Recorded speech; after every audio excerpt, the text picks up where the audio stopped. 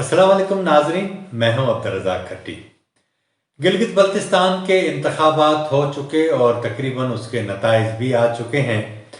तहरीक इंसाफ बज़ाहिर जीत चुकी है, पहले नंबर पर आई है, जबकि दूसरे नंबर पर पाकिस्तान पीपल्स पार्टी और तीसरे नंबर पर मुस्लिम लीग नून को निशस्तें मिली हैं। बज़ाहिर इलेक्शन के जो नताइज आए हैं उसने पाकिस्तान पीपल्स पार्टी को काफी परेशान कर दिया है। बिलावल भुट्टो जरदारी के लिए गिलगित बल्तिस्तान के इंतखाबात के जो नताइज हैं वो इंतहाई शॉकिंग थे, क्योंकि उन्हें तवक्को ही नहीं थी कि इतनी कम निशस्तें उन्हें मिलेंगी। और एक निशस्त पर तो पीपल्स पार्टी के उम्मीदवार को सिर्फ 2 वोटों से शिकस्त मिली है। इससे अंदाजा लगाया जा सकता है कि वहां किस तरह इलेक्शन किया गया।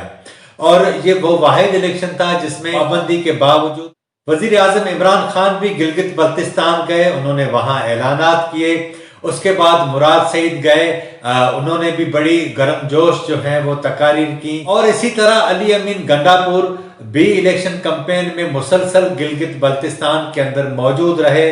उन्होंने इल्म के दरिया बहाए, उन्होंने नए नए मुहावरे जो है वो लोगों को बताए। पहली बार सियासत के अंदर इस तरह के नए इस्तिलाहें अली अमीन गंडापुर की मार्फत लोगों को सुनने को मिली, गिलगित बल्तिस्तान के लोगों को सुनने को मिली। और उनको पहली बार अली अमीन गंडापुर ने ये ऑफर की, जितनी लीड से हमारे उम्मीदवारों को आप जितवाएंगे इतने ही आपको पुल बना कर देंगे। अब तहरीक इंसाफ जीत गई है, अब देखते हैं कि वो कितने पुल बनवाते हैं और कितने पुल गिराते हैं। ये तो उन वज़रा का तस्करा था जो इलेक्शन की कैंपेन के दौरान वो जो गुल खिलाते रहे, वो मैंने आपके सामने रखे। लेकिन इस शिकस्त और तहरीक इंसाफ की कामयाबी के हवाले से आज बात करना जरूरी है। गिलगित बल्तिस्तान के इंतखाबात के दौरान जितनी जज्बात में पाकिस्तान पीपल्स पार्टी थी और जितनी पाकिस्तान पीपल्स पार्टी ने कोशिशें की, उसकी बनस्बत पाकिस्तान मुस्लिम लीग नून की इतनी कोशिशें नहीं थी। और उसका एक सबब तो ये भी था कि उन्हें इस बात का अंदाजा था कि गिलगित बल्तिस्तान हो या आज़ाद कश्मीर हो, इन इलाकों में जब इलेक्शन होते हैं तो किन इदारों का वहाँ असर ज़्यादा होता है। यही सबब था कि शायद उन्होंने इसमें इतनी दिलचस्पी नहीं ली। लेकिन इसका जो सबसे अहम पहलू था वो अहम पहलू ये था कि मरियम नवाज शरीफ ने तकरीबन 1 हफ्ते से ज़ायद दिन गिलगित बल्तिस्तान में गुजारे और उनके जलसे बड़े शानदार किस्म के हुए और लोगों की एक बड़ी तादाद उन जलसों में शरीक हुई। और हमने मीडिया पर भी देखा कि किस तरह लोगों का जो जोश था वो भी नजर आता था।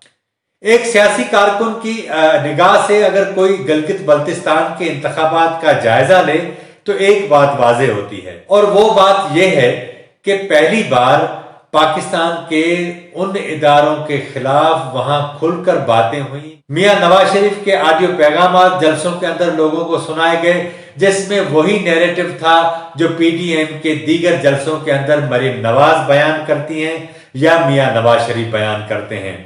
इलेक्शन वाले दिन भी मियां नवाज शरीफ का वीडियो पैगाम सोशल मीडिया पर गर्दिश करता रहा। ये वो सारी सूरत हाल थी जो उन्होंने इस मौके का फायदा जानकर उन्होंने जलसे किए और लोगों को बताया कि पाकिस्तान के अंदर किस तरह वोट को चोरी किया जाता है। इससे मिलता जुलता ही बयानिया बिलावल भुट्टो जरदारी ने भी गिलगित बल्तिस्तान के लोगों के सामने रखा।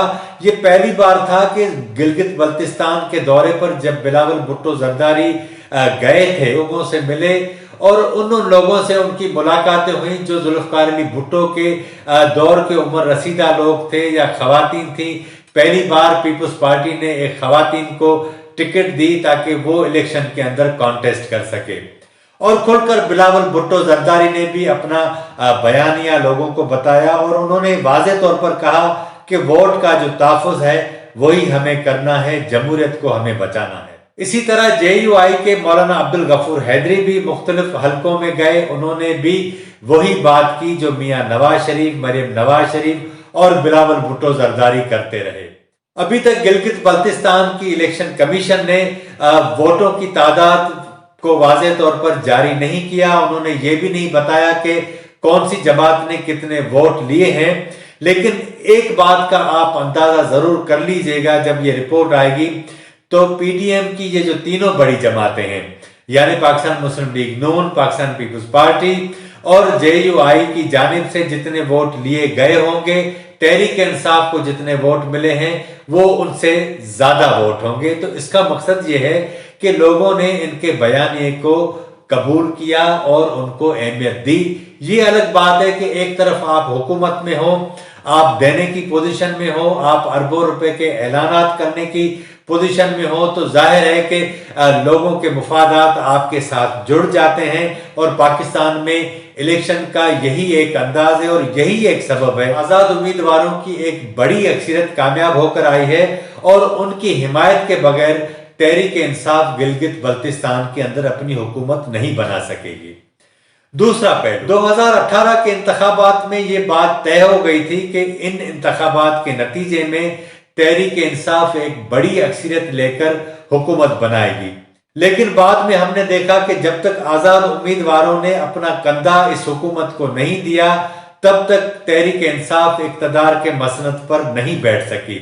आजाद उम्मीदवारों को जहांगीर तरीन के तैयारे के जरिए पाकिस्तान तहरीक इंसाफ के अंदर शामिल करवाया गया और उसके नतीजे में तहरीक इंसाफ की एक ऐसी हुकूमत बनी जिसकी ये कंडीशन है कि आज भी अगर उसको एक या दो इत्तेहादी छोड़ जाएं तो वो 24 घंटे भी नहीं रुकेगी और गिर जाएगी। आप अंदाजा कर सकते हैं कि इस सारी सूरत-हाल के अंदर 2018 के पाकिस्तान के जो इंतखाबात थे उसमें कोशिशों के बावजूद भी तहरीक इंसाफ को वो पोजीशन नहीं मिल सकी जिसकी तवक्को की जा रही थी और गिलगित बल्तिस्तान के इंतखाबात में भी वो अक्सरियत नहीं मिल सकी जिसकी तहरीक इंसाफ को उम्मीद थी। और यही सबब था कि तहरीक इंसाफ ने जिस तरीके से इलेक्शन मुहिम चलाई थी उससे ये उन दिनों ये अंदाजा होता था कि उन्हें जीतने की तवक्को नहीं थी, लेकिन एक बार फिर उन पर मेहरबानी हो गई और अब वो इस खित्ते के अंदर अपनी हुकूमत बना सकेंगे। और उसके बाद हम देखेंगे कि अली अमीन गंडापुर के वादे कितने पूरे होते हैं। अब आते हैं तीसरे और आखिरी इशू पर, वो है कि तहरीक इंसाफ की इस कामयाबी के बाद पीडीएम की जो तहरीक है उसे क्या शिद्दत मिलेगी। इस हवाले से मैं आपको ये बताऊं कि जराए ने ये बताया कि पाकिस्तान पीपल्स पार्टी के को चेयरमैन आसिफ अली जरदारी और मियां नवाज शरीफ के दरमियान टेलीफोनिक राब्ता हुआ है। गिलगित बल्तिस्तान के हवाले से भी बातचीत हुई है, उनकी साहबजादी की जो एंगेजमेंट हुई है उस हवाले से भी मियां नवाज शरीफ ने आसिफ अली जरदारी को मुबारकबाद दी। और पाकिस्तान के जो सियासी हालात हैं, खुसूसन कोरोना की बढ़ती हुई शिद्दत के बायस पीडीएम की तहरीक आने वाले दिनों में किस रुख पर जाएगी और किस रुख पर उसे ले जाया जाए या कौन सी हिकमत अमली अख्तियार की जाए ताकि लोगों को इंटैक्ट रखा जाए, इन तमाम मौज़ूआत पर इन दोनों कायदीन के दरमियान बातचीत हुई है। इस सिलसिले में गिलगित बल्तिस्तान की जो शिकस्त है वो पीडीएम की जमातों को एक बहुत बड़ा मौजू मिला है अपने जलसों के अंदर बयान करने के लिए।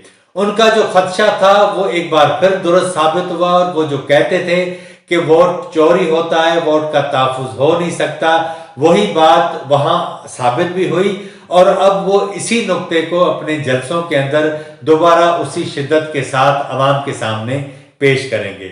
इस हवाले से दो सबसे बड़े चैलेंज हैं, एक कोरोना की बढ़ती शिद्दत और दूसरा वजीर खारजा शाह महमूद कुरैशी और डीजी ISPR की जानिब से हाल ही में जो प्रेस कॉन्फ्रेंस की गई थी और जिसमें कहा गया था कि भारत पाकिस्तान के अंदर दहशत गर्दी करवाना चाहता है, पाकिस्तान की अहम सियासी शख्सियत के कत्ल होने का खदशा है और इस तरह की जो दीगर बातें बताई गई थी और उसके नतीजे में बहुत सारे खदशात अपनी जगह मौजूद भी हैं। लेकिन इस सारी सूरत हाल के अंदर ऐसा भी लगता है कि शायद कोरोना और इस दहशत गर्दी को जवाब बनाकर पीडीएम की तहरीक को रोकने के लिए भी कोशिशें की जा रही हैं। वजीर आजम इमरान खान ने ऐलान भी कर दिया है कि मुल्क भर में जो जलसे हैं उनके ऊपर पाबंदी लगा दी जाएगी। लेकिन ऐसा लगता है कि वजीर आजम की जानिब से जो बात कही गई है, आने वाले दिनों में इस मौक़िफ़ को मजीद शिद्दत दिलाई जाएगी ताकि हुकूमत को ये मौका फराहम किया जा सके कि वो जलसों के ऊपर पाबंदी लगाए। लेकिन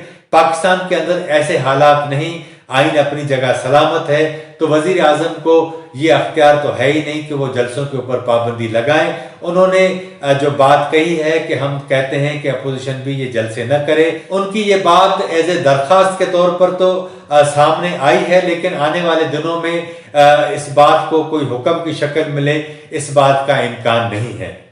आज के प्रोग्राम में इतना ही। अगर आपको हमारा प्रोग्राम अच्छा लगा हो तो इसे जरूर सब्सक्राइब करें, लाइक करें, शेयर करें और अपनी राय का इजहार जरूर करें, ताकि आने वाले दिनों में हम इस प्रोग्राम को मजीद बेहतर बना सकें। मुझे इजाजत दीजिए। अल्लाह हाफिज।